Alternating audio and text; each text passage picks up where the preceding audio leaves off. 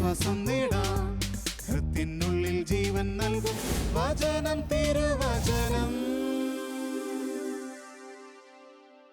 പിതാവിൻ്റെയും പുത്രൻ്റെയും പരിശുദ്ധാത്മാവിൻ്റെയും നാമത്തിൽ ആമേൻ. കർത്താവിൻ്റെ വചനത്തിനു വേണ്ടി നമുക്കൊരുങ്ങാം. വചനമായ ഈശോയെ, അങ്ങയുടെ വചനത്താൽ ഞങ്ങളെ എല്ലാവരെയും നവീകരിക്കണമേ. അങ്ങയുടെ വചനത്താൽ ഞങ്ങളെ പുതിയ സൃഷ്ടികളാക്കി അവിടുന്ന് രൂപാന്തരപ്പെടുത്തണമേ. അങ്ങയുടെ വചനത്തിൻ്റെ കൃപയിൽ ഞങ്ങളെ എല്ലാവരെയും വഴി നടത്തുമാറാകണമേ. ആമേൻ. നമുക്കിന്ന് വിശുദ്ധ യോഹന്നാൻ്റെ സുവിശേഷം 17-ാം അധ്യായം 1 മുതലുള്ള തിരുവചനങ്ങൾ ധ്യാനിക്കാം. ശിഷ്യന്മാർക്ക് വേണ്ടി യേശു പ്രാർത്ഥിക്കുന്ന തിരുവചന ഭാഗമാണ് യോഹന്നാൻ്റെ സുവിശേഷം 17-ാം അധ്യായം. അതിൽ 6 മുതലുള്ള തിരുവെഴുത്തുകൾ നമുക്കൊന്ന് കേൾക്കാം. ലോകത്തിൽ നിന്ന് അവിടുന്ന് എനിക്ക് നൽകിയവർക്ക് അവിടുത്തെ നാമം ഞാൻ വെളിപ്പെടുത്തി. അവർ അങ്ങയുടേതായിരുന്നു. അങ്ങ് അവരെ എനിക്ക് നൽകി. അവർ അങ്ങയുടെ വചനം പാലിക്കുകയും ചെയ്തു. അവിടുന്ന് എനിക്ക് നൽകിയതെല്ലാം അങ്ങിൽ നിന്നാണെന്ന് അവർ ഇപ്പോൾ അറിയുന്നു. എന്തെന്നാൽ അങ്ങ് എനിക്ക് നൽകിയ വചനം ഞാൻ അവർക്ക് നൽകി. അവർ അത് സ്വീകരിക്കുകയും ഞാൻ അങ്ങയുടെ അടുക്കൽ നിന്ന് വന്നുവെന്ന് സത്യമായി അറിയുകയും അങ്ങ് എന്നെ അയച്ചുവെന്ന് വിശ്വസിക്കുകയും ചെയ്യുന്നു. അങ്ങനെ ശിഷ്യന്മാർക്ക് വേണ്ടിയിട്ടുള്ള യേശുവിൻ്റെ മധ്യസ്ഥ പ്രാർത്ഥനയാണ് ഇവിടെ നമ്മൾ കാണുക. യോഹന്നാൻ്റെ സുവിശേഷത്തിൽ 17-ാം അധ്യായത്തിൽ 26 വാക്യങ്ങളാണ് മൊത്തത്തിലുള്ളത്. ഇതിൽ ആദ്യത്തെ 8 വചനങ്ങൾ യേശുവിന് വേണ്ടി തന്നെ പ്രാർത്ഥിക്കുകയാണ്. തുടർന്ന് വരുന്ന 16 തിരുവചന ഭാഗങ്ങൾ യേശു തൻ്റെ ശിഷ്യർക്ക് വേണ്ടിയിട്ടുള്ള പ്രാർത്ഥനയാണ്. തൻ്റെ ശിഷ്യർക്ക് വേണ്ടി മധ്യസ്ഥ പ്രാർത്ഥന നടത്തുന്ന ഈശോയെ നമ്മളിവിടെ ഈ തിരുവെഴുത്തിൽ കാണുകയാണ്. മധ്യസ്ഥ പ്രാർത്ഥനയുടെ ഒരു പ്രാധാന്യത്തെക്കുറിച്ചും ഈശോ ഇവിടെ നമ്മളെ വളരെ കൃത്യമായും വ്യക്തമായും പഠിപ്പിക്കുന്നുമുണ്ട്. 17-ാം അധ്യായത്തിൻ്റെ 9-ാമത്തെ തിരുവചനം, അങ്ങ് എനിക്ക് തന്നവർക്ക് വേണ്ടിയാണ് ഞാൻ പ്രാർത്ഥിക്കുന്നത്. യേശുവിന് പിതാവായ ദൈവം കൊടുത്ത എല്ലാവർക്കും വേണ്ടിയിട്ടാണ് ഈശോ പ്രാർത്ഥിക്കുന്നത്. പിതാവ് ആരെയെല്ലാമാണ് പുത്രൻ്റെ കരങ്ങളിൽ ഏൽപ്പിച്ചിരിക്കുക? ലോകം മുഴുവനുമുള്ള ജനതയെ പിതാവ് യേശുവിൻ്റെ കരങ്ങളിൽ ഏൽപ്പിച്ചിരിക്കുകയാണ്. അപ്പം ലോകം മുഴുവൻ മനുഷ്യർക്കും വേണ്ടിയിട്ടാണ് യേശുവിൻ്റെ മധ്യസ്ഥ പ്രാർത്ഥന നടക്കുക. തനിക്കുള്ളവർ ദൈവത്തിൻ്റെ ദാനമാണെന്നുള്ള അറിവിലൂടെ കടന്നുപോയി ഈശോ അവരെ മുഴുവനും പിതാവിൻ്റെ കരങ്ങളിലേക്ക് ഏൽപ്പിച്ചു കൊടുത്ത് അവർക്ക് വേണ്ടി നിരന്തരമായി മധ്യസ്ഥം വഹിക്കുകയാണ്. ഇന്ന് നമുക്കറിയാം, ഒരുപാട് സ്ഥലങ്ങളിൽ ഒരുപാട് വ്യക്തികൾ മധ്യസ്ഥ പ്രാർത്ഥന നടത്തുന്നവരുണ്ട്. മധ്യസ്ഥ പ്രാർത്ഥന ഗ്രൂപ്പുകൾ തന്നെയുണ്ട്. അതിനുവേണ്ടി രാവും പകലും മാറ്റിവെച്ചിരിക്കുന്ന ഒരുപാട് നല്ല ജീവിതങ്ങളുണ്ട്. എവിടുന്നാണ് അവർക്ക് ആ പ്രാർത്ഥനയ്ക്കുള്ള ശക്തി? 50 മണിക്കൂറൊക്കെ നിന്ന് പ്രാർത്ഥിക്കുന്നവരും ആരാധിക്കുന്നവരും മറ്റുള്ളവർക്ക് വേണ്ടി മധ്യസ്ഥം വഹിക്കുന്നവരും ഒക്കെയുണ്ട്. അപ്പോൾ ഇതിനൊക്കെയുള്ള ഒരു ശക്തി അവർക്ക് കിട്ടുന്നത് യേശുവിൻ്റെ ഈ മധ്യസ്ഥ പ്രാർത്ഥനയിൽ നിന്നാണ്. ഈ മധ്യസ്ഥ പ്രാർത്ഥന, യേശുവിൻ്റെ ഈ മധ്യസ്ഥ പ്രാർത്ഥനയാണ് നമ്മുടെ പ്രാർത്ഥനയ്ക്കുള്ള ആക്കവും തൂക്കവും ശക്തിയൊക്കെ വർദ്ധിപ്പിച്ചുകൊണ്ടിരിക്കുക. അപ്പോൾ പിതാവ് പുത്രൻ്റെ കരങ്ങളിൽ ഏൽപ്പിച്ച എല്ലാവർക്കും വേണ്ടി പ്രാർത്ഥിക്കുമ്പോൾ അവരുടെ കുറവുകളെല്ലാം ഈശോയുടെ മുൻപിലുണ്ട്. അവരുടെ പോരായ്മകളെല്ലാം ഈശോയുടെ മുൻപിലുണ്ട്. ഈശോയോട് അവർ എന്താണ് പ്രവർത്തിക്കാൻ പോകുന്നത്, എന്താണ് ചെയ്യാൻ പോകുന്നതെന്നൊക്കെ ഈശോയ്ക്ക് വ്യക്തമായിട്ടൊക്കെ അറിയാം. ആ അറിവ് വെച്ചുകൊണ്ട് തന്നെയാണ്, ആ അറിവിൽ നിന്നുകൊണ്ട് തന്നെയാണ് ഈശോ ലോകം മുഴുവനും വേണ്ടി പ്രാർത്ഥിക്കുന്നത്. തന്നെ പീഡിപ്പിക്കാൻ ഒരുങ്ങിയിരിക്കുന്ന ജനത്തിന് വേണ്ടി പ്രാർത്ഥിക്കുന്ന കർത്താവ്. അതല്ലേ നമ്മൾ കാണുന്നുണ്ടല്ലോ, ഈശോയെ പിടിക്കാനായിട്ട് വന്നപ്പോൾ പ്രധാനാചാര്യരിൽ ഒരാൾ യേശുവിൻ്റെ ശിഷ്യന്മാരിൽ ഒരാൾ ചെവി ഛേദിച്ചു കഴിഞ്ഞപ്പോൾ ഈശോ തന്നെ പറയുന്ന ഒരു കാര്യമുണ്ടല്ലോ, വാള് നീ ഉറയിലിട്ടേക്കുക. വാള എടുക്കുന്നവൻ വാളാലേ. ഈശോ വന്നിട്ട് ആ ചെവി എടുത്ത് അവിടെ വെച്ച് പിടിപ്പിച്ചു കൊടുക്കുന്നത് നമ്മൾ കാണുന്നുണ്ട്. ഈശോ ശിഷ്യരോട് പറഞ്ഞു, വാള് ഉറയിലിടണം. നിങ്ങൾ വാള എന്നുള്ള ആ ഒരു പദത്തിലൂടെ ഈശോ ശിഷ്യന്മാർക്ക് കൊടുക്കാൻ ആശിക്കുന്ന ഒരു കാര്യം പ്രാർത്ഥനയുടെ ഒരു ശക്തിയും കൂടെയാണ്. ഈ പ്രാർത്ഥനയാകുന്ന വാളെടുക്കാൻ പറഞ്ഞത് പ്രാർത്ഥനയുടെ വാളാണെന്ന് അറിയത്തില്ലാത്തത് കൊണ്ടാണോ മറ്റേ വാളെടുത്തത് എന്ന് അറിഞ്ഞുകൂടാ. അപ്പോൾ പ്രാർത്ഥനയാകുന്ന ഈ ഒരു വാള് നമ്മുടെ കയ്യിലുണ്ടെങ്കിൽ ഒരുപാട് ശത്രുക്കളെ നമുക്ക് നികത്താനായിട്ട് സാധിക്കും. ഒരുപാട് ശത്രുക്കളെ നമുക്ക് പായിക്കാനായിട്ട് സാധിക്കും. സഭയ്ക്ക് ഇന്ന് നേരിട്ട് കൊണ്ടിരിക്കുന്ന, സഭയല്ലെങ്കിൽ ഇന്ന് തരണം ചെയ്തുകൊണ്ടിരിക്കുന്ന ഒരുപാട് കഠോരതകൾക്കും പീഡനങ്ങൾക്കും ഒക്കെ ഈ പ്രാർത്ഥന വലിയൊരു ശക്തിയായി തീരുന്നുണ്ട്. ഈശോ പ്രാർത്ഥിച്ചു, ലോകത്തിൽ നിന്ന് അവരെ എടുക്കണമെന്നല്ല, ദുഷ്ടനിൽ നിന്ന് അവരെ കാത്തുകൊള്ളണമേ എന്നാണ് ഞാൻ പ്രാർത്ഥിക്കുന്നത്. അപ്പം തൻ്റെ ശിഷ്യർക്ക് ദുഷ്ടനിൽ നിന്ന് രക്ഷ നേടാനായിട്ടുള്ള ആ വലിയൊരു ശക്തിക്ക് വേണ്ടി താതൻ്റെ മുൻപിൽ പ്രാർത്ഥിക്കുന്ന പുത്രൻ തമ്പുരാനെ നമ്മളിവിടെ കാണുകയാണ്. അപ്പോൾ സ്വന്തമായിട്ടുള്ളവർക്ക് വേണ്ടി സ്വന്തമായ രീതിയിൽ പ്രാർത്ഥിക്കുന്ന കർത്താവിനെ കാണുന്നു. ഐക്യത്തിനു വേണ്ടി ഈശോ പ്രാർത്ഥിക്കുകയാണ്. ഐക്യത്തിനു വേണ്ടി ഈശോ പ്രാർത്ഥിക്കുകയാണ്. അപ്പോൾ നമ്മുടെയൊക്കെ പ്രാർത്ഥനയുടെ വിഷയങ്ങളും യേശുവിൻ്റെ ഈ വിഷയങ്ങൾ തന്നെയാണ്. ഐക്യത്തിനു വേണ്ടി, സ്നേഹത്തിനു വേണ്ടി, യോജിപ്പിന് വേണ്ടി, ഒരുമയ്ക്കൊക്കെ വേണ്ടി പ്രാർത്ഥിക്കുന്ന കർത്താവ്. അപ്പോൾ ലോകം മുഴുവനും വേണ്ടി മധ്യസ്ഥം വഹിക്കാനായിട്ടുള്ള ആ വലിയൊരു വിളി കൂടെ കർത്താവ് നമുക്കെല്ലാവർക്കും തന്നിട്ടുണ്ട്. വിശുദ്ധീകരണത്തിൻ്റെ ഒരു പ്രാർത്ഥന 17-ാം അധ്യായത്തിൻ്റെ 19-ാമത്തെ തിരുവചനം, തന്നിൽ വിശ്വസിക്കുന്ന എല്ലാവർക്കും വേണ്ടി ഞാൻ പ്രാർത്ഥിക്കുന്നു. തന്നിൽ വിശ്വസിക്കുന്ന എല്ലാവർക്കും വേണ്ടി പ്രാർത്ഥിക്കുന്നു. ഓരോ ക്രൈസ്തവൻ്റെയും ജീവിതം യേശുവിൻ്റെ ജീവിതത്തിൻ്റെ ഒരു തുടർച്ചയായതിനാൽ നമ്മൾ ഈ തുടർച്ചയിൽ പങ്കുപറ്റുന്നത് നമ്മളുടെ ഈ പ്രാർത്ഥനയിലൂടെയാണ്. ലോകം മുഴുവനും വേണ്ടിയുള്ള ഈ മധ്യസ്ഥ പ്രാർത്ഥന ഇന്ന് ലോകം മുഴുവനും വേണ്ടി നമ്മൾ ഏറെ പ്രാർത്ഥിക്കേണ്ടിയിരിക്കുന്ന ഒരു കാലഘട്ടത്തിലൂടെ നമ്മൾ നടന്നു നീങ്ങുക. എവിടെ നോക്കിയാലും യുദ്ധം, കലഹം, വെടിവെപ്പ്, മനുഷ്യരെ കൊല്ലുന്നു, ബോംബ് വയ്ക്കുന്നു, അതുപോലെ അപകട മരണങ്ങളിലേക്ക് മനുഷ്യർ പോകുന്നു. അപ്പം ഈ ലോകത്തിലേക്ക് നമ്മളൊന്ന് കണ്ണോടിച്ചാൽ നമ്മുടെ പ്രാർത്ഥന വേണ്ട വിഷയങ്ങളാണ് എല്ലാം. ഏത് വിഷയത്തിലേക്ക് നമ്മൾ ഒന്ന് കടന്നു ചെന്നാലും അവിടെയൊക്കെ ഒരുപാട് പ്രാർത്ഥനയുണ്ട്. പ്രാർത്ഥന വേണം, പ്രാർത്ഥനയില്ലാതെ ശരിയാവുകയില്ല. ഇത്രയും ആൾക്കാർ ഈ ലോകത്ത് ഇതുപോലെ നന്നായി പ്രാർത്ഥിക്കുന്നത് കൊണ്ടാണ് ഈ ലോകം ഇത്രയും നല്ല രീതിയിൽ നിലനിൽക്കുന്നത്. ഞങ്ങളുടെ സ്ഥാപക പിതാവായി ബഹുമാനപ്പെട്ട മോൺസിഞ്ഞോർ സീജ വർക്കിച്ചൻ എപ്പോഴും ഞങ്ങളോട് പറയുന്ന ഒരു കാര്യമുണ്ട്. പ്രത്യേകിച്ച് ധ്യാനമൊക്കെ തുടങ്ങുന്നതിന് മുമ്പ് അച്ഛൻ പറയും, നിശ്ചയമായിട്ടും എല്ലാവരും ഏറ്റവും കുറഞ്ഞത് ദിവ്യകാരുണ്യം എഴുന്നള്ളിച്ച് വെച്ച 1 മണിക്കൂർ മധ്യസ്ഥ പ്രാർത്ഥന, 1 മണിക്കൂർ മധ്യസ്ഥ പ്രാർത്ഥന. ഈ മധ്യസ്ഥ പ്രാർത്ഥനയുടെ ശക്തിയെക്കുറിച്ച് അറിയാവുന്നവർക്കേ മധ്യസ്ഥ പ്രാർത്ഥനയിലേക്ക് പോകാനായിട്ട് സാധിക്കുകയുള്ളൂ. ഈശോ നമുക്ക് കാണിച്ചു തരുന്നതും പഠിപ്പിച്ചു തരുന്നതാണ് മധ്യസ്ഥ പ്രാർത്ഥനയുടെ ശക്തി. ഞാൻ ഓർക്കുന്നുണ്ട്, വർക്കിച്ചൻ ദീർഘസമയം ദിവ്യകാരുണ്യത്തിൻ്റെ മുൻപിലിരുന്ന് മധ്യസ്ഥം വഹിച്ചിട്ടുണ്ട്. സഭയ്ക്ക് വേണ്ടി, സമൂഹത്തിന് വേണ്ടി, രാഷ്ട്രത്തിന് വേണ്ടി ദീർഘസമയം മധ്യസ്ഥ പ്രാർത്ഥന നടത്തുന്നത്. അപ്പം നമ്മൾക്കും ദീർഘസമയം മധ്യസ്ഥ പ്രാർത്ഥന നടത്തിക്കൊണ്ട് ലോകത്തെ രക്ഷിക്കുവാനായിട്ടുള്ള വലിയൊരു ഉത്തരവാദിത്വവും കടമയും യേശു നമ്മുടെ കരങ്ങളിൽ ഏൽപ്പിച്ചിട്ടുണ്ട് എന്നുള്ള കാര്യം നമ്മൾ മറക്കരുത്. അപ്പം സമയമെടുത്ത് കർത്താവിൻ്റെ അടുത്തിരുന്ന് കരുണ കാണിക്കണമേ എന്ന് പറഞ്ഞ് പ്രാർത്ഥിക്കുവാനായിട്ടുള്ള ആ വലിയ ഒരു ബന്ധം നമുക്ക് പിതാവിനോടുണ്ടായിരിക്കണം. പിതൃപുത്ര ബന്ധം. ഈ പിതൃപുത്ര ബന്ധത്തിൽ നിന്നുകൊണ്ടാണ് യേശു പ്രാർത്ഥിച്ചത്, പിതാവിനോട് പ്രാർത്ഥിച്ചത്. ഇതിനൊരു അഭേദ്യമായൊരു ബന്ധം നമുക്കുണ്ടെങ്കിലാണ്, ഉള്ളപ്പോഴാണ് തീക്ഷ്ണമായി നമുക്ക് പ്രാർത്ഥിക്കാനായിട്ട് സാധിക്കുക. ദൈവത്തിൻ്റെ ഹിതം നിറവേറുക എന്നുള്ളതായിരിക്കണം എല്ലാ പ്രാർത്ഥനയുടെയും ലക്ഷ്യം. ദൈവത്തിൻ്റെ ഹിതം നിറവേറ്റുക, ദൈവത്തിൻ്റെ ഹിതം നിറവേറണം എന്നുള്ളതായിരിക്കണം എല്ലാ പ്രാർത്ഥനയുടെയും ലക്ഷ്യം.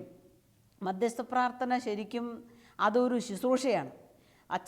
വർക്കച്ചൻ പറയുന്ന എപ്പോഴും കേട്ടിട്ടുണ്ട്, മധ്യസ്ഥ പ്രാർത്ഥന ഒരു ശുശ്രൂഷയാണെന്ന് അച്ഛൻ പലതവണ പറഞ്ഞു വെച്ചിട്ടുണ്ട്. യേശുവിൻ്റെ രക്ഷാകര പ്രവർത്തികളിലുള്ള ഒരു പങ്കുചേരലാണ് നിരന്തരമായിട്ടുള്ള ഈ മധ്യസ്ഥ പ്രാർത്ഥനയിൽ നമ്മൾ സംബന്ധിക്കുമ്പോൾ ചെയ്യുക. ഉൽപ്പത്തിയുടെ പുസ്തകം 18-ാം അധ്യായം 22 മുതലുള്ള തിരുവചനങ്ങളിലേക്ക് കടന്നു പോകുമ്പോൾ സോദോം ഗൊമോറയിലേക്ക് ശിക്ഷാവിധിക്ക് വേണ്ടി പോകുന്ന ദൈവം തൻ്റെ പദ്ധതി അബ്രാഹത്തിന് വെളിപ്പെടുത്തി കൊടുക്കുകയാണ്. ഇതിലൂടെ ഈ വെളിപ്പെടുത്തി കൊടുക്കലിലൂടെ അബ്രാഹം ദൈവത്തിൻ്റെ സന്നിധിയിൽ മധ്യസ്ഥം വഹിക്കുന്നത് നമ്മൾ കാണുന്നുണ്ട്.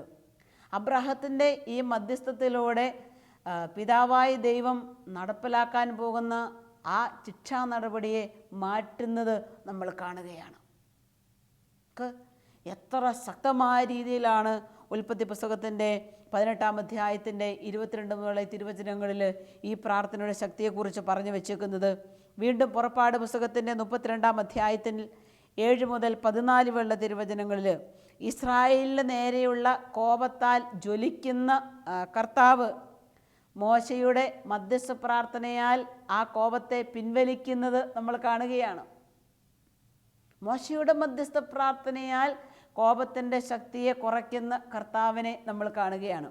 അപ്പോൾ നിരന്തരമായ മധ്യസ്ഥ പ്രാർത്ഥനയിലൂടെ നോക്ക്, ദൈവത്തിൻ്റെ മനസ്സിനെ പോലും ദൈവത്തിൻ്റെ തീരുമാനത്തെ പോലും മാറ്റുന്ന ഒരു കൃപയാണ് മധ്യസ്ഥ പ്രാർത്ഥന. അപ്പോൾ നമ്മൾക്ക് ഈ പ്രാർത്ഥനയുടെ ശക്തി ഹൃദയത്തിൽ സ്വീകരിച്ചുകൊണ്ട് നല്ല രീതിയിൽ മധ്യസ്ഥം വഹിക്കുവാനായിട്ട് സാധിക്കണം. പൗലോസ്ലീഹായുടെ ലേഖനങ്ങളിലേക്ക് നമ്മൾ കടന്നു ചെല്ലുമ്പോൾ പൗലോസ്ലീഹ തൻ്റെ സഭാംഗങ്ങൾക്ക് വേണ്ടി പ്രാർത്ഥിക്കുകയും അവരുടെ പ്രാർത്ഥന തനിക്ക് വേണ്ടി നൽകണമേ എന്ന് യാചിക്കുകയും ചെയ്യുന്നതായിട്ട് നമ്മൾ കാണുന്നുണ്ട്. ഈ കഴിഞ്ഞ ദിവസം അകന്നു കഴിഞ്ഞ 2 ദമ്പതികൾക്ക് വേണ്ടി പ്രാർത്ഥിക്കുവാനായിട്ട് കർത്താവ് എന്നെ ഒരു ഉപകരണമാക്കി. അവർ ഒരു 3-4 മാസമായിട്ട് 2 പേരും അകന്നു കഴിയുകയാണ്. അങ്ങനെ 2 പേരോടും ദീർഘസമയം ഞാൻ സംസാരിച്ചു കഴിഞ്ഞ് 2 പേരെയും തിരിച്ചു വിട്ടു. കുറച്ച് ദിവസം കഴിഞ്ഞ് വീണ്ടും തിരിച്ചു വരാനായിട്ട് ആവശ്യപ്പെട്ടു. തിരിച്ചു വരാൻ അവരോട് ആവശ്യപ്പെട്ട ആ നാളുകൾ വരെ തീക്ഷ്ണമായ രീതിയിൽ ഞാൻ മധ്യസ്ഥ പ്രാർത്ഥന നടത്തി. ജപമാല ചൊല്ലി ദിവ്യകാരുണ്യത്തിൻ്റെ അടുത്തിരുന്ന് ദീർഘസമയം പ്രാർത്ഥിച്ച് അവരുടെ ഹൃദയങ്ങളെ ഒരുക്കാൻ തമ്പുരാന്റെ സന്നിധിയിൽ നിലവിളിച്ച് പ്രാർത്ഥിച്ചു. അങ്ങനെ ഒരാഴ്ച കഴിഞ്ഞ് ഭർത്താവ് തിരിച്ചു വന്നു. അദ്ദേഹത്തോട് ഞാൻ വീണ്ടും ദീർഘസമയം സംസാരിച്ചു. അത് കഴിഞ്ഞ് അദ്ദേഹം പോയി. പിന്നെ ഭാര്യ വന്നു. ആ സഹോദരിയോട് സംസാരിച്ചു. ദൈവത്തിൻ്റെ ശക്തമായ ഇടപെടൽ ആ പ്രാർത്ഥനയുടെ ശക്തിയിൽ നിറവേറിയത് കാണാനായിട്ട് ഇടയായി. 2 പേരോടും പറഞ്ഞു കൊടുത്ത കാര്യങ്ങൾ 2 പേരും ഹൃദയത്തിൽ സ്വീകരിക്കാനായിട്ട് റെഡിയായി. അവർ തന്നെ പറഞ്ഞു, സിസ്റ്റർ ഇങ്ങനെ ഞങ്ങൾ ഒരുമിച്ച് പോകുന്ന ഒരിക്കലും ഞങ്ങൾ വിശ്വസിച്ചില്ല. ഇത് പ്രാർത്ഥനയുടെ ശക്തി തന്നെയാണ്. എത്രയോ അസാധ്യമായ കാര്യങ്ങൾ പ്രാർത്ഥന വഴി സാധ്യതമാകുന്നു. മനുഷ്യർക്ക് അസാധ്യമായ കാര്യങ്ങൾ ദൈവത്തിന് സാധ്യതമാണ് എന്ന് ഈ പ്രാർത്ഥനയുടെ ശക്തിയാൽ വെളിപ്പെടുന്നു. ഗർഭപാത്രത്തിൽ 7 മാസം ഉരുവായ ഒരു കുഞ്ഞ്, വൈദ്യശാസ്ത്രം പറഞ്ഞു ആ കുഞ്ഞിൻ്റെ തല വളരെ വലുതാണ്. അതുകൊണ്ട് വേറെ ഒരു രീതിയിലേക്ക് ആ കുഞ്ഞിൻ്റെ ജനനമായി തീരാൻ സാധ്യതയുള്ളത് കൊണ്ട് അബോർട്ട് ചെയ്യും. പക്ഷേ ആ ദമ്പതികൾ അതിന് സമ്മതിച്ചില്ല. അവർ കൊളത്തുവെല്ല് ധ്യാന കേന്ദ്രത്തിൽ ഈ സ്ത്രീ 7 മാസം പ്രഗ്നൻ്റ് ആയിരിക്കുമ്പം തന്നെ ധ്യാനിക്കാനായിട്ട് കടന്നു വന്നു. ഈ കാര്യങ്ങൾ ഷെയർ ചെയ്തു. മധ്യസ്ഥ പ്രാർത്ഥനയ്ക്കായി എഴുതിയിട്ടു. മധ്യസ്ഥ പ്രാർത്ഥനയ്ക്ക് ദിവസങ്ങൾ അവർ പ്രാർത്ഥിച്ചു. ധ്യാനം കൂടി അവർ പ്രാർത്ഥിച്ചു. ഞങ്ങളെല്ലാവരും പ്രാർത്ഥിച്ചു. അത്ഭുതകരമാകട്ടെ, അവർ ആ കുഞ്ഞിനെ കാത്തു സൂക്ഷിക്കാനും കുഞ്ഞിനെ സ്വീകരിക്കാനും അവർ റെഡിയായി. എങ്ങനെയുള്ള കുഞ്ഞും ആയിക്കൊള്ളട്ടെ, ആ കുഞ്ഞിനെ ഞങ്ങൾ സ്വീകരിക്കാൻ റെഡിയാണ്. ആ ഭാര്യയും ഭർത്താവും കൂടെ കുഞ്ഞിനെ സ്വീകരിക്കാൻ റെഡിയായി. അവർ പ്രാർത്ഥിച്ചു. അവർ പറഞ്ഞു, ദൈവം ഇടപെട്ടാൽ മാത്രമേ ഇനി ഈ ഗർഭത്തിൽ ഉരുവായി കുഞ്ഞിൽ ഒരു അത്ഭുതം നടക്കുകയുള്ളൂ. അവർ വിശ്വസിച്ചു. വൈദ്യശാസ്ത്രത്തിന് അസാധ്യമാണ്, മനുഷ്യകാര്യങ്ങൾക്ക് അസാധ്യമാണ്. ദൈവത്തിന് മാത്രമേ ഇനി ഈ പ്രവൃത്തി ചെയ്യുവാനായിട്ട് സാധിക്കുകയുള്ളൂ. പ്രിയ സഹോദരി സഹോദരന്മാരെ, ദൈവത്തിന് മാത്രമേ ഞങ്ങളിൽ ഇടപെടാൻ സാധിക്കുകയുള്ളൂ, ദൈവത്തിന് മാത്രമേ ഇനി രക്ഷിക്കാൻ സാധിക്കുകയുള്ളൂ എന്ന് വിശ്വസിക്കുന്ന ഒരാത്മാവിന് അത് തന്നെ വിശ്വാസം, അത് തന്നെ ശക്തി, അത് തന്നെ പ്രാർത്ഥന. അവനെ രക്ഷിക്കാൻ ദൈവം വരും. അവൻ്റെ പ്രാർത്ഥനയ്ക്ക് ഉത്തരമായി ദൈവം കടന്നു വരും. ഇതാ പ്രസവത്തിനുള്ള സമയമായി. ആശുപത്രിയിൽ കൊണ്ടുപോയി. എല്ലാവരും അങ്ങോട്ടും ഇങ്ങോട്ടും മുഖത്തോട് മുഖം നോക്കി നിൽക്കുകയാണെന്ന് ആ സഹോദരൻ പറഞ്ഞു. കാരണം എങ്ങനെയുള്ള കുഞ്ഞാ ജനിച്ചു വീഴുന്നതെന്ന് അറിയാൻ പറ്റില്ലല്ലോ. പക്ഷേ ഈ സഹോദരൻ പറഞ്ഞു, സിസ്റ്റർ എനിക്ക് ഉറപ്പുണ്ടായിരുന്നു, ഞാൻ നിലവിളിച്ചപേക്ഷിച്ചത് എൻ്റെ ദൈവത്തോടായിരുന്നു. എനിക്ക് ഉറപ്പുണ്ടായിരുന്നു, എനിക്ക് ദൈവം എൻ്റെ പ്രാർത്ഥന കേട്ട് അനുഗ്രഹിച്ച് ഈ അസാധ്യമായ കാര്യം സാധ്യതമാക്കി തന്ന് എൻ്റെ കുഞ്ഞിനെ അനുഗ്രഹിക്കുന്നു. ആ കുഞ്ഞ് ജനിച്ചു, നോർമലായ ഒരു ആൺകുട്ടി. എന്തോ ഒരു സന്തോഷമായി. എത്ര സന്തോഷത്തോടെയാണ് ആ ഫോൺ സന്ദേശം സ്വീകരിച്ചത്. നോക്ക്, ഇത് ഈ പ്രവൃത്തി ചെയ്യുവാൻ ദൈവത്തിന് മാത്രമേ കഴിയുള്ളൂ എന്നൊരാൾ വിശ്വസിക്കുമ്പോൾ ദൈവം അവനിൽ ഇടപെടും, ദൈവം അവന് ശക്തി കൊടുക്കും, ദൈവം അവൻ്റെ പ്രാർത്ഥന സ്വീകരിക്കും. അതുകൊണ്ട് പ്രിയ സഹോദരി സഹോദരന്മാരെ, മധ്യസ്ഥ പ്രാർത്ഥനയ്ക്ക് ഒരുപാട് ശക്തിയുണ്ട്. മധ്യസ്ഥ പ്രാർത്ഥനയ്ക്ക് ഒരുപാട് ശക്തിയുണ്ട്. നീ നിൻ്റെ വീട്ടിലിരുന്ന് പ്രാർത്ഥിക്കുന്ന ഒരു സമയം, ഒരു ജോലി ചെയ്തുകൊണ്ടിരിക്കുന്ന സമയം, ഒരു കുറച്ച് സമയം മറ്റുള്ളവർക്ക് വേണ്ടി ഒന്ന് പ്രാർത്ഥിച്ച്. നമ്മളെക്കാളും കഷ്ടപ്പെടുന്നവരും സഹിക്കുന്നവരും പീഡ അനുഭവിക്കുന്നവരും ബുദ്ധിമുട്ടുന്നവരും ത്യാഗം സഹിക്കുന്നവരുമായ എത്രയോ മനുഷ്യരുണ്ട് നമുക്ക് ചുറ്റും. കണ്ണോടിക്കുമ്പോഴാണ് നമ്മളത് മനസ്സിലാകുന്നത്. അപ്പോൾ അവർക്ക് വേണ്ടി പ്രാർത്ഥിക്കാനായിട്ട് നമുക്ക് സാധിക്കണം. ഞാൻ ഓർക്കുന്നു, എൻ്റെ ഒരു സഹോദരന് ഡെങ്കിപ്പനി കൂടുതലായി അതിൻ്റെ മാക്സിമത്തിലെത്തിയിരിക്കുന്ന അവസ്ഥയിൽ ഫോൺ വിളിച്ച് സംസാരിച്ചപ്പോൾ ആ സഹോദരൻ പറഞ്ഞു, എൻ്റെ പനിയൊക്കെ വളരെ നിസ്സാരമാണ്. എൻ്റെ കട്ടിലെ ഇടത്തും വലത്തും കിടക്കുന്നവരുടെ രോഗാവസ്ഥകളെ കാണുമ്പോൾ, അവരുടെ ബുദ്ധിമുട്ടുകൾ കാണുമ്പോൾ, അവരുടെ പ്രയാസം കാണുമ്പോൾ ഞാൻ പ്രാർത്ഥിക്കുന്നത് എനിക്ക് സൗഖ്യം തരണ്ട, അവന് സൗഖ്യം കൊടുത്താൽ മതിയെന്ന്. എന്നെ ഏൽപ്പിച്ച് വിടണ്ട, ആ കുടുംബത്തിലെ ആ നാഥനെ ഒന്ന് ഏൽപ്പിച്ച് വിട്ടാൽ മതിയെന്നാണ് പ്രാർത്ഥിക്കുന്നത്. നോക്ക്, അവരുടെ സങ്കടം കാണുമ്പോൾ സ്വന്തം സങ്കടമല്ലാതായിത്തീരുന്നു. അവരിന് വേണ്ടി അറിഞ്ഞോ അറിയാതെയോ തമ്പുരാന്റെ സന്നിധിയിൽ മധ്യസ്ഥം വഹിക്കുന്നു. അപ്പം നമ്മളായിരിക്കുന്ന അവസ്ഥയിൽ നിന്ന് ചുറ്റുവട്ടങ്ങളിലേക്കൊന്ന് കണ്ണോടിക്കുമ്പോഴാണ് അവരുടെ ആവശ്യങ്ങൾ നമുക്ക് മനസ്സിലാക്കാനായിട്ട് സാധിക്കുക, അവരിന് വേണ്ടി നമുക്ക് പ്രാർത്ഥിക്കുവാനായിട്ട് സാധിക്കുക. ഈശോ ആ പ്രാർത്ഥനയാണ് ഇവിടെ നമുക്ക് കാണിച്ചു തരുന്നത്. ലോകം മുഴുവനും വേണ്ടി മധ്യസ്ഥം വഹിക്കുന്ന കർത്താവിൻ്റെ അടുത്തേക്ക് ആരൊക്കെ രോഗികളെ ഇതുപോലെ വിശ്വാസത്തോടെ മധ്യസ്ഥത്തിലൂടെ കൊണ്ടുവന്നിട്ടുണ്ടോ അവർക്കൊക്കെ കർത്താവ് സൗഖ്യം കൊടുത്തിട്ടുണ്ട് ജീവിതകാലത്ത്. നമുക്കറിയാം, ഒരു തളർവാദ രോഗിയെ ഏതാനും പേര് കൊട്ടയിലാക്കി കർത്താവിൻ്റെ അടുത്ത് കൊണ്ടുചെന്നു. കർത്താവ് കൊണ്ടുചെന്നവരുടെ വിശ്വാസം പരിഗണിച്ചുകൊണ്ട് തളർവാദ രോഗിക്ക് സൗഖ്യം കൊടുക്കുന്നത് നമ്മൾ തിരുവചനത്തിൽ കാണുകയാണ്. മറ്റുള്ളവരുടെ വിശ്വാസവും പ്രാർത്ഥനയും കൂടെ കണക്കിലെടുക്കുന്ന യേശു തമ്പുരാനെ ഇവിടെ നമ്മൾ കാണുകയാണ്. അപ്പോൾ മറ്റുള്ളവർക്ക് വേണ്ടി നമ്മൾ പ്രാർത്ഥിക്കുമ്പോൾ, ത്യാഗം ചെയ്ത് പ്രാർത്ഥിക്കുമ്പോൾ, ദീർഘസമയം അവരുടെ ആവശ്യങ്ങൾക്ക് വേണ്ടി പ്രാർത്ഥിക്കുമ്പോൾ ഓർക്കുക, നമ്മളും അനുഗ്രഹിക്കപ്പെടും, മറ്റുള്ളവരും അനുഗ്രഹിക്കപ്പെടും. അതുകൊണ്ട് നമ്മുടെയൊക്കെ പ്രാർത്ഥനകളിൽ മറ്റുള്ളവർക്ക് വേണ്ടി കൂടെ അല്പസമയം ചെലവഴിക്കുവാൻ, തീക്ഷ്ണമായി അവർക്ക് വേണ്ടി കൂടെ പ്രാർത്ഥിക്കുവാൻ നമുക്ക് സാധിക്കണം. സങ്കീർത്തന പുസ്തകം 84-ാം അധ്യായത്തിൻ്റെ 4-ാമത്തെ തിരുവെഴുത്തിൽ ഇപ്രകാരം പറയുകയാണ്, എന്നേക്കും അങ്ങയെ സ്തുതിച്ചുകൊണ്ട് അങ്ങയുടെ ഭവനത്തിൽ വസിക്കുന്നവർ ഭാഗ്യവാൻ. കർത്താവിൻ്റെ ഭവനത്തിൽ കർത്താവിനെ സ്തുതിച്ച് അവരിന് വേണ്ടി പ്രാർത്ഥിച്ച് അവരിന് വേണ്ട ആഗ്രഹങ്ങൾ ദൈവതൃക്കരങ്ങളിൽ നിന്ന് ചോദിച്ചു മേടിച്ച് കൊടുക്കുന്നവൻ ഭാഗ്യവാൻ. ഇവിടെ തിരുവചനത്തെ നമ്മൾ കാണുകയാണ്. വിശുദ്ധ മത്തായിയുടെ സുവിശേഷത്തിൻ്റെ 7-ാം അധ്യായത്തിൻ്റെ 7-ാമത്തെ തിരുവചനം, ചോദിപ്പിൻ നിങ്ങൾക്ക് ലഭിക്കും, അന്വേഷിപ്പിൻ നിങ്ങൾ കണ്ടെത്തും, മുട്ടുവിൻ നിങ്ങൾക്ക് തുറക്കപ്പെടും. കർത്താവിൻ്റെ അതിശക്തമായിട്ടുള്ളൊരു വാഗ്ദത്തമാണ് ഇവിടെ നമ്മൾ കാണുന്നത്. ചോദിപ്പിൻ നിനക്ക് തരപ്പെടും, അന്വേഷിക്കും നീ കണ്ടെത്തും, മുട്ട് നിനക്കായി കർത്താവ് തുറക്കപ്പെടും. അപ്പം നോക്ക്, പ്രാർത്ഥിച്ച് പ്രാർത്ഥിച്ച് പ്രാർത്ഥിച്ച് അവരിന് വേണ്ടി ദൈവാനുഗ്രഹങ്ങൾ മേടിച്ചു കൊടുക്കുക എന്നുള്ളത് വലിയൊരു അനുഗ്രഹമാണ്, അത് വലിയൊരു അഭിഷേകമാണ്. അപ്പം മറ്റുള്ളവർക്ക് വേണ്ടി കൂടെ പ്രാർത്ഥിക്കുവാനായിട്ടുള്ള കടമ നമുക്ക് സ്വന്തം ആയിട്ട് ഏറ്റെടുത്തുകൊണ്ട് അവരിന് വേണ്ടി പ്രാർത്ഥിക്കാം. വിശുദ്ധ യോഹന്നാന്റെ സുവിശേഷത്തിൻ്റെ 16-ാം അധ്യായത്തിൻ്റെ 24-ാമത്തെ തിരുവെഴുത്ത് പ്രകാരമാണ്, ഇതുവരെ നിങ്ങൾ എൻ്റെ നാമത്തിൽ ഒന്നും തന്നെ ചോദിച്ചിട്ടില്ല, ചോദിക്കുവാൻ നിങ്ങൾക്ക് ലഭിക്കും, അതുമൂലം നിങ്ങളുടെ സന്തോഷം പൂർണ്ണമാവുകയും ചെയ്യും. എൻ്റെ നാമത്തിൽ നിങ്ങൾ ചോദിക്കുന്നത്, പിതാവിനോട് ചോദിക്കുന്നത് നിങ്ങൾക്ക് ലഭിക്കും എന്നുള്ളതാണ് വചനത്തിൻ്റെ ഉറപ്പ്. ലഭിക്കും, അതാണ് വചനം പറയുന്നത്, ലഭിക്കും. അതിലൂടെ നിങ്ങളുടെ സന്തോഷം പൂർണ്ണമാകും. നമ്മൾ പ്രാർത്ഥിച്ചിട്ട് ഒരാൾക്കൊരു കാര്യം സാധ്യതമായി, നമുക്ക് സന്തോഷമായി, അവർക്കും സന്തോഷമായി. വചനം നമുക്ക് ഉറപ്പ് തരികയാണ്, എൻ്റെ നാമത്തിൽ പിതാവിനോട് ചോദിക്കുന്നത് എന്തും നിനക്ക് ലഭിക്കും. നീ ചോദിച്ചിട്ടില്ലൊന്നും, നീ ചോദിക്കുക, പിതാവിൻ്റെ നാമത്തിൽ യേശുക്രിസ്തു വഴി ചോദിക്കുക. ചോദിക്കുമ്പോൾ നിനക്കത് ലഭിക്കുമെന്ന് വചനം ഇവിടെ നമുക്ക് ഉറപ്പ് തരികയാണ്. അതുകൊണ്ട് നമുക്ക് മറ്റുള്ളവർക്ക് വേണ്ടി പ്രാർത്ഥിക്കാൻ സമയം കണ്ടെത്താം. അതിലൂടെ ദൈവത്തിൻ്റെ ഇഷ്ടം നിറവേറ്റുന്നവരായി നമുക്ക് മാറാം. ലോകം മുഴുവനും വേണ്ടി തൻ്റെ ശിഷ്യർക്ക് വേണ്ടി പ്രാർത്ഥിച്ച യേശുവിൻ്റെ ആ വലിയ മധ്യസ്ഥ പ്രാർത്ഥനയോട് ചേർത്ത് ലോകം മുഴുവന് വേണ്ടി പ്രാർത്ഥിക്കാം. ഈ ലോകത്തിൻ്റെ ഏത് മുക്കിലും മൂലയിലും വസിക്കുന്നവരായിക്കൊള്ളട്ടെ, ഏത് ജോലി കാര്യങ്ങളിൽ വ്യാപൃതരായിക്കൊള്ളട്ടെ, ആയിരിക്കുന്ന ഇടങ്ങളിൽ ഇരുന്ന് അവരിന് വേണ്ടി നമുക്ക് പ്രാർത്ഥിക്കാം. അങ്ങനെ സ്വർഗീയ അനുഗ്രഹങ്ങൾ അവർക്ക് വേണ്ടി നമുക്ക് വാങ്ങിച്ചു കൊടുക്കാം.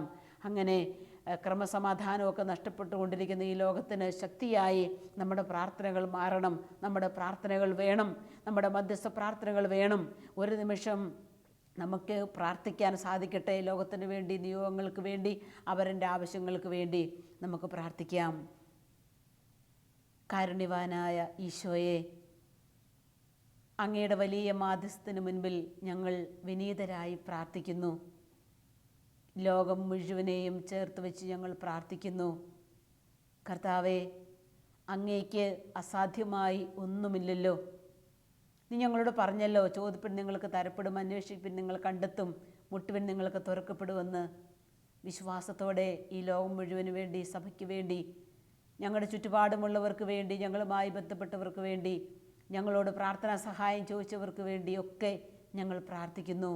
കർത്താവേ, നിൻ്റെ സ്നേഹത്തിലേക്ക് ഒരിക്കൽ കൂടെ അവരെ ചേർത്ത് വെച്ച് ആവശ്യമായതെല്ലാം നൽകണമേ എന്ന് യേശുക്രിസ്തുവേ, നിൻ്റെ മധ്യസ്ഥ പ്രാർത്ഥനയോട് ചേർന്ന് ഞങ്ങളും പ്രാർത്ഥിക്കുന്നു.